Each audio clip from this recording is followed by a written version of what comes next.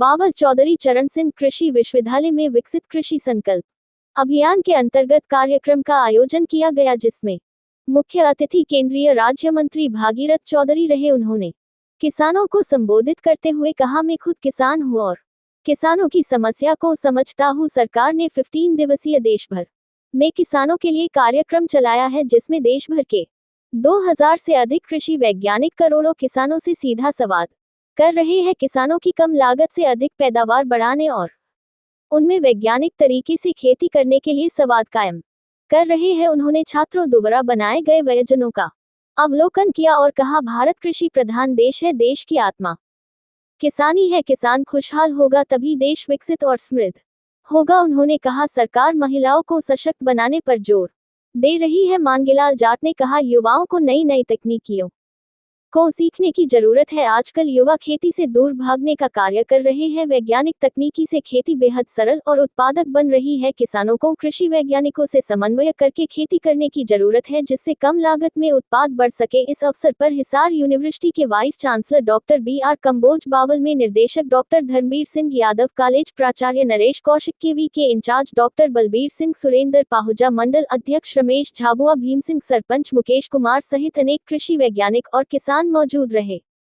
HR 81 news channel पर पल पल की ताजा खबर देखने के लिए चैनल को लाइक, सब्सक्राइब और शेयर करते रहना।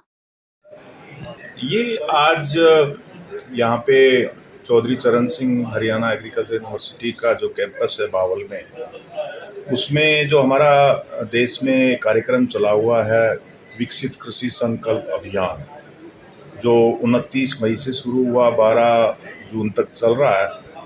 इसी कार्यक्रम के अंतर्गत ये आज यहाँ पे कार्यक्रम था। इसी तरीके के कार्यक्रम पूरे देश के 700 जिलों से ज़्यादा में हमेशा डेली 3 जगह पे कार्यक्रम हो रहे हैं।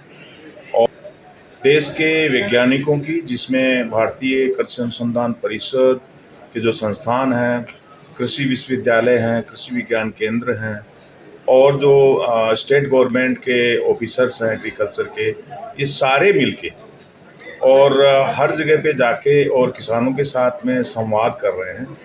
और इस कार्यक्रम का उद्देश्य है वो ये है कि जो ज्ञान का अभाव है, नीचे जो टेक्नोलॉजीज हमारे पास में है लेकिन किसान तक पहुंच नहीं रही है, उनका ज्ञान नहीं पहुंच रहा है, तो किसान के साथ सीधा संवाद करके और वो ज्ञान पहुंचाया जाए। और इसमें हमारा खरीफ का जो ये सीज़न शुरू हो रहा है, इसकी तकनीकों के बारे में उनको बताना।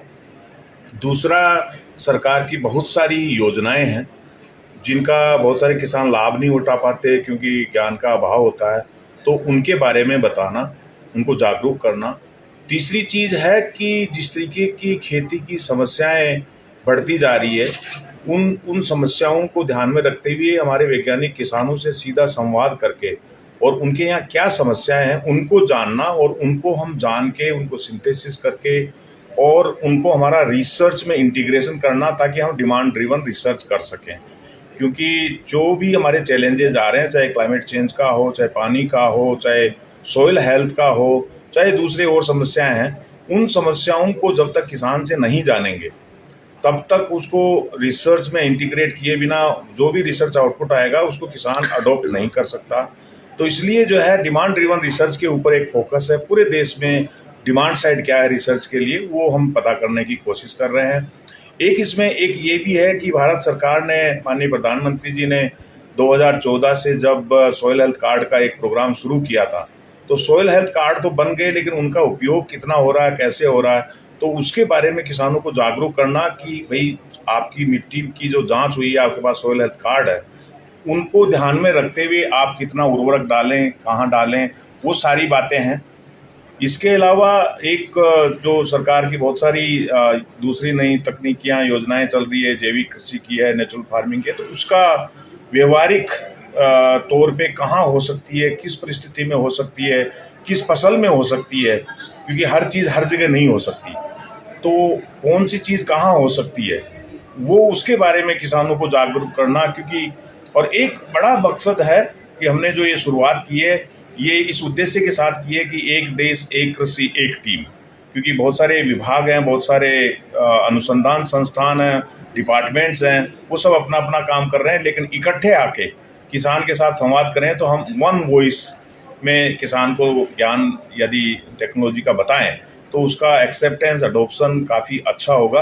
तो उसी के लिए ये कार्यक्रम था जिसमें माननीय कृषि राज्य मंत्री जी श्री भागीरथ चौधरी जी आए हुए थे। उन्होंने बताया, हमारे वीसी हरियाणा कृषि विश्वविद्यालय के डॉक्टर कंबोज जी और हमारे डीटीजी क्रॉप साइंस ICAR के डॉक्टर DK यादव जी और बहुत सारे और जो वैज्ञानिक विषय विशेषज्ञ आए हुए थे। उन्होंने किसानों से डिटेल में चर्चा की। उनका जो फीडबैक आया उसको हम सारा कोलेट करके और फिर रिसर्च में इंटीग्रेट करें। सर एक चीज़ तो है कि हमारा देश लगभग सबसे युवा देश है। हमारी युवा जो पॉपुलेशन है वो सबसे ज़्यादा है पूरे विश्व में, और युवाओं का ध्यान एग्रीकल्चर की तरफ, उनको अट्रैक्शन नहीं है, कम है। और उसका कारण ये है कि वो देखते हैं कि एग्रीकल्चर में क्या मिलेगा, क्या होगा।